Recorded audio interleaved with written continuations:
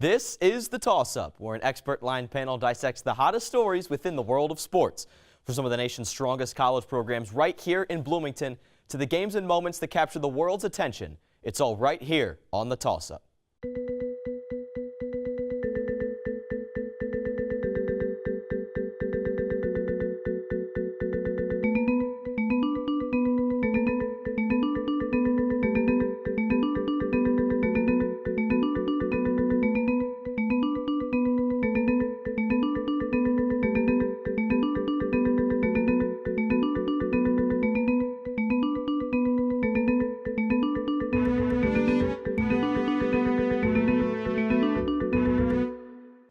Old versus new.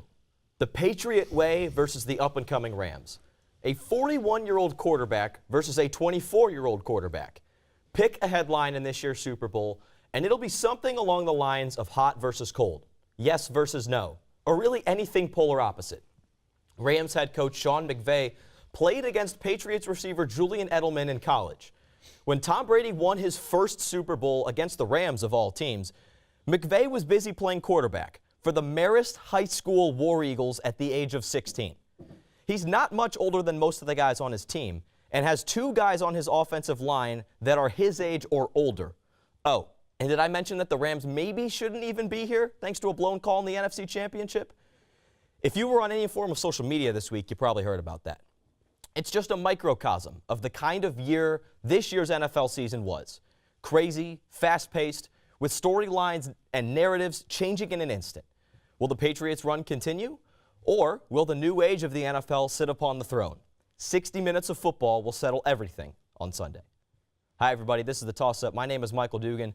Joining me on the panel this week, we have Jack Grossman, Dan Black, and our very own Austin Matricardi.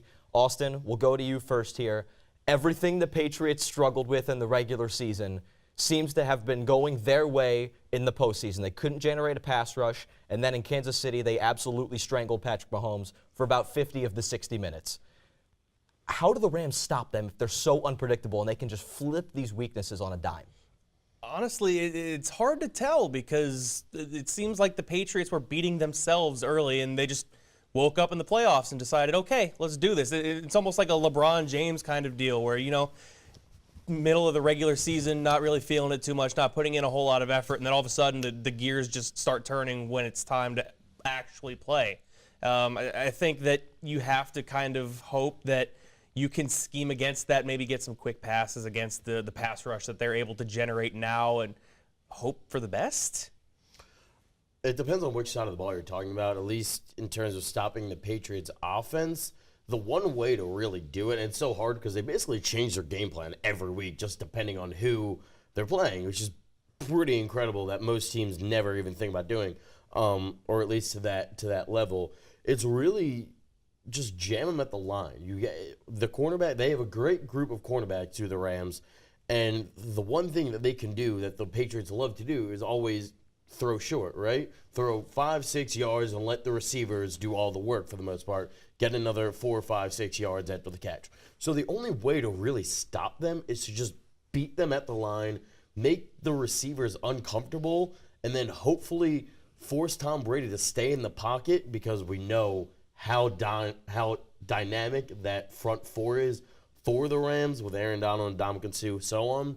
If they can force Brady to stay in the pocket just a little bit longer, not let him get off a pass too quickly, the Rams will find success. But if they play off a little bit, they'll struggle. They got to stop the run also because Sony Michel has been really good in the ground game, the rookie out of Georgia. What a backfield they had with Michel and Nick Chubb a couple years ago. But Michel has given the Patriots really the first time in forever a legitimate running back that can run between the tackles, get hard-fought yards, and set things up for Brady for the play-action game and stuff like that. That's something we haven't seen from New England in a long time, where the pass game, the short passing game that you mentioned, has basically been the run game. So you have Aaron Donald, Ndamukong Suh, the great front four that you mentioned, Dan. You got to be able to squeeze them, stop the run game as well as the short passing game. Make Brady have to wait in the pocket, as you said, and hope that your defensive line can be able to get pressure on him. It's going to be great watching Michel, Burkhead, James White, whoever, go up against Sue and Donald for Los Angeles, because I can't remember the last time I saw the Patriots run the ball outside the tackles. I think they haven't done it once in the entire Brady era. Speaking of running backs, Jack, can the Rams win with a limited Todd Gurley?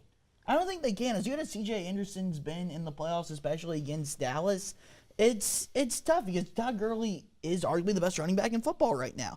And if you're trying to take down Goliath in the Patriots, you need everything you can. I'm interested, though, to see how Sean McVay attacks the Patriots because the Rams love using that outside zone running game. There's only been one other time where McVay and Belichick have met up against each other. That was when McVay was the offensive coordinator back in 2015 in Washington. Belichick spread his defense out spreading the defensive line with two defensive tackles basically in the B and C gaps and the defensive ends way beyond the left guards, and that forced the running backs inside where the linebackers to gobble them up. Todd Gurley is the one guy where talent can trump a game plan, and they really need that on Sunday. Yeah, I mean, it definitely just adds another level of difficulty for the Rams offensively because, like you said, as good as C.J. Anderson has been, he is not that type of dynamic runner like he used to be. You know, you look back, for example, last year's Super Bowl. What made the Eagles' offense click so well was their ability to throw in multiple ways of running backs. They need that short yard, throwing LeGarrette Blount in this situation, C.J. Anderson. You need that dynamic running back who can do a little bit of both. You throw in Corey Clement, J.J., in this case, Todd Gurley. But without you take one of those factors away, it makes your offense that much more predictable. And they do have plenty of talent on the outside with the receivers of Brandon Cooks and Sammy Watkins. I'm sorry, Robert Woods. But the issue for them is that Bill Belichick's seen both of them. He's had them on his team as well as playing against them. So they're just in such a situation where without him, it limits them so much more. And the play-action game is so important for the Rams. Rams, if you can't run the ball, that sets up a whole lot of problems for them. It's not ideal, obviously. You never want to have one of your star players limited, especially when he's as good and as important as Todd Gurley is. But I think that the Rams still have a chance. I mean, it'll hurt, but I think C.J. Anderson is solid. And like Dan mentioned, they do have some playmakers on the outside that they can rely on.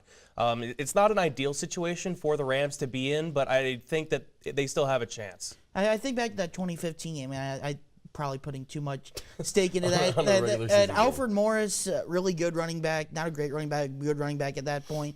New England held him to 37 yards rushing in that game. Washington, Kirk Cousins, the you like that year, good team, wasn't able to get anything going play action wise. I'm just looking at that. McVay's a genius, and we'll probably figure out some way to try to counteract it. But you need Todd Gurley if you want to win this game. Now, a questionable call or non-call, if you will, helps at least propel the Rams to the Super Bowl in New Orleans. Austin, did the NFL handle that as well as they possibly could have? Kind of. It's a weird situation. I mean, obviously you're not going to go back and replay the game. If you're the NFL, the best you can do is go and try to make some sort of change to, like what's been talked about. Perhaps you make those kinds of calls reviewable. You have to talk about changing something. I think that they've done all right. Bring in the replacement refs. Bring them back. No, but yeah, I mean, you can't go back and fix it now and do all that. But at the time, I think what a lot of people, obviously Saints fans feel a lot different than we do. But at the time, I don't think it was necessarily that they missed the call, because you see missed calls in sports all the time, and people have been making those arguments since that play happened. It's the fact that it was such a blatantly obvious missed call. And there were so many referees. There was a referee standing, 2 yards away from it, just watching the entire play happening. You could see the receiver get hit far before the ball even comes, into a catchable situation.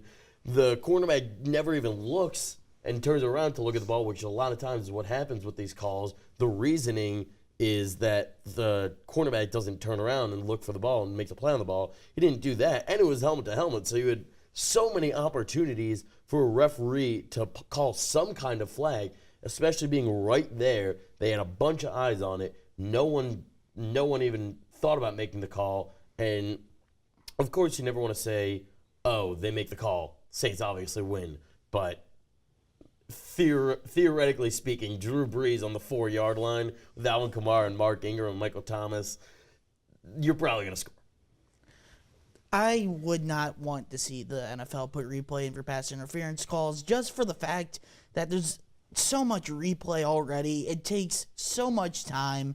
It slows the game down so much. We talk about it in baseball a lot, but there's a lot of issues where the leagues, the NFL, MLB, NBA are trying to keep younger viewers watching the game, trying to keep their eyes on the television screen, keeping their attention. The replays, especially late in games, take a lot away from that. It just sucks all the air, the momentum out of the game, and it's just not worth it for me when really the issue is the refs should be good enough to get that call right on the field. As far as how the NFL treated it, I personally would have just wanted to see them force everyone to go back to New Orleans just for the pure chaos of it. How much fun would that be? I mean, come on, that would be a lot of fun. That would be a lot of fun. If last Sunday, Goodell said, instead of playing the Pro Bowl, Saints, Rams, we're going back to New Orleans. Everyone gets to get in free who had a ticket that can go to the game. How much crazy, how much fun, how much chaos would that be? I mean, that would be hilarious. Never going to happen, but just a fun hypothetical. Bourbon Street would have been a nightmare, that's for sure. But the thing that really changes it is now, they've talked about it this week leading up, is the amount of pressure on this group of referees just because such a monumental call was not called that changes the entire complexity of this game, that it forces these referees this weekend they had to be perfect. And it's almost not fair to put that much pressure on one human being for one game just because someone else screwed it up the 2 weeks prior. There's going to be pressure on the refs no matter what, though. Right, of course, but it heightens in this situation, not just because of the Pro Bowl, but because a lot of people believe the wrong team is, at least one of the wrong teams is in. You shouldn't be reffing in the Super Bowl if you're scared of the backlash of if you mess up, though. You know what situation you're getting into when you're doing that. You should not be afraid of that. Jack, you put your opinion out there, and after this, we're going to cut to break. In 10 to 15 seconds, I agree with you that we should not review pass interference, not make it reviewable, but I think at the very least it should be challengeable because it throws away games often, and it's often incorrect. You'd be hard-pressed to find a game where there was not a missed call or a bad call on a non-call or a call for pass interference. Do you think that it should be at least challengeable? You get 3 challenges a game, you can throw the flag on a pass interference if you believe it was. I guess you could challenge it. It's just, for me, I think there's too much replay already. At some point, you got to let the guys decide on the field. The refs are human just like everyone else. Mistakes are going to be made, and sometimes you just got to live with it. But it would really only be one extra review per Yeah, team per game. but when does it end, though? It's a snowball effect. At first, it's just reviewing one thing. Then you go back to baseball, it's just reviewing a fair or foul ball. Then it becomes that plus reviewing if a guy's safe or not going into first base, which turns into reviewing if a tag is held on for the entirety of a guy sliding into second. It just becomes too much. I think at some point you just got to say enough is enough and let's play the game. Okay, fair enough. We're going to cut to break here. Coming up after the break, don't go anywhere. Our panel will play Make Your Case. Meredith Struing is going to join us at the media wall with a segment on Hoosiers in the Super Bowl, and we'll have a little fun with some prop bets in our lightning round, so stick with us.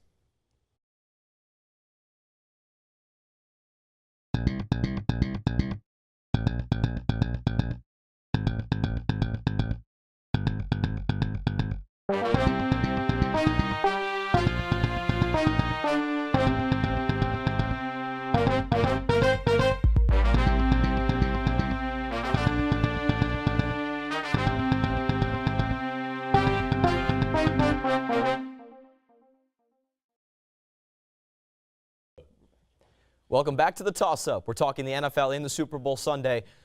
But before we keep going, let's toss it to Meredith at the media wall. Meredith?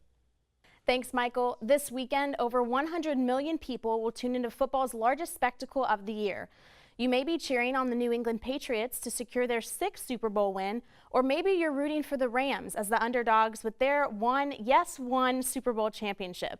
Either way, I'm here to remind you that Indiana University was where some of the top NFL players used to call home. In the big game this weekend, you may spot former Hoosier and now Los Angeles Ram Roger Saffold, who started 41 games and appeared in 42 for IU. Now, he's starting for the Rams on their offensive line. This is the 4th consecutive season in which an IU alumnus will play in the Super Bowl. Last year's edition of the game saw former Hoosier quarterback Nate Sudfeld when he got a ring after defeating the Patriots. In 2017, former Hoosier star Tevin Coleman's Atlanta Falcons blew a 28-3 lead against the Patriots. 2016 saw a matchup between the Denver Broncos and the Carolina Panthers. Peyton Manning rode off into the sunset with a win, but IU alumnus Cody Latimer also got a ring. These are just a few of the former Hoosiers in the NFL now, but there are 9 in total spread out across the league. If you didn't have a rooting interest in Sunday's game already, maybe you do now. Can Roger Saffold become the 3rd Hoosier in 4 years to win a Super Bowl? Well, we'll just have to wait and see. Michael, back to you. Thanks, Meredith. All right, guys, we're going to play Make Your Case. Austin, I'll go to you first. Make your case for the regular season NFL MVP. I think you got to go with Patrick Mahomes. He was absolutely electric. He put up video game numbers, to use a little euphemism there. It's hard for me to argue against the guy that had so much success. And I realize there are other worthy candidates, but for me, it's Patrick Mahomes. Yeah, Patty Mahomes got to take it. I love Drew Brees, and I wanted him to win it so bad. But not even just necessarily the regular season stats that Mahomes put up, which are absolutely incredible. But the fact that you can come in, in your second, really almost your rookie season, and do what he did, not just numbers-wise, but you look at a game, for example, in Mile High. People wanted to see if he was really able to step up in the big pressure. They were down to Denver, and he finds a way to come back. Even in the loss to the Patriots, he managed to go toe-to-toe with Tom Brady in his first playoff appearance. That's not an easy thing for a 23-year-old to do. So I got to tip my hat to him, but he has also just been incredible this season. Got to be the MVP. Drew Brees deserves an MVP award. It's kind of shocking, really, that he doesn't have one. And most other years, you probably give it to him, but Pat Mahomes has just been so good. I was sitting here thinking, all right, I want to argue Brees. I'm trying to think of an argument to come up for Brees, and I just can't because Pat Mahomes was just so phenomenal, and it could be the start of a really fun career to watch. The Coach of the Year. Got to go with Frank Reich and the Bears, the turnaround they had this year. Frank Reich or Matt Nagy? I said Frank Reich with the Colts. Yep. Matt Nagy with the Bears. I'm excited to see that on the bloopers. But Matt Nagy with the Bears, the way he's able to turn that around, making Mitch Trubisky just someone who was really, disappointing year one into a really steady quarterback. The defense was phenomenal. Khalil Mack might be the defensive player of the year, getting back into the playoffs. Yes, I know the double doink happened, but I'll go with the Bears. Did it happen? I don't remember. I'm trying not to remember that. I don't think that ever happened. I remember it fondly. Coach of the Year for me is who Jack said originally, Frank Reich. Frank Reich. Which is also a good choice. It's a great choice. No. I choose Frank Reich mainly because took a team that was 1-5 that doesn't really have a ton of star names. You look at T.Y. Hilton and Andrew Luck, who is coming back from injury. How is he going to produce, especially starting out 1-5? Is he going to be able to rally the troops?